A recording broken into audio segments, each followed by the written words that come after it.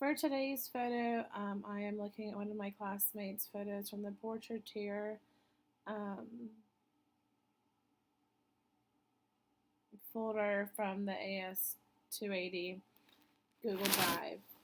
When I first looked at this photo and I had to think of a story from a portrait, I first thought of an inspirational movie coming from this photo, and oh, what?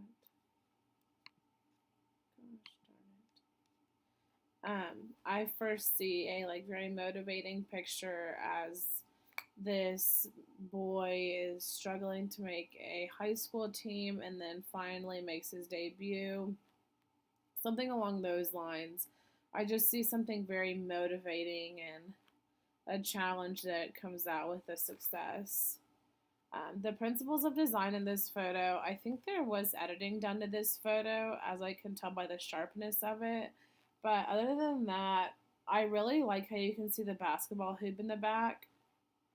And you can see he's kind of in a suburban neighborhood. You see the house in the distance, the trees. Um, I do like that. I do like all of the details you can see. You can see every little part of the ball, his hand, his hair, the jersey he has on. There's a lot of details you can pick out and see, but I do think that since there are so many details, it almost takes away from the photo. The image is mainly about basketball, drive, motivation, sports, um, maybe accomplishing a goal at some point. I wish I could see this photo unedited to see what it looked like beforehand. I really don't think it'd be that big of a difference, but I would like to see it without.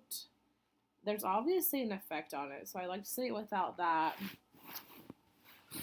If I were to tell him or whoever took this photo, a few things to improve on would maybe to make the scope of the photo bigger or make it where the guy is shooting with the ball in the middle of the air and maybe a facial expression.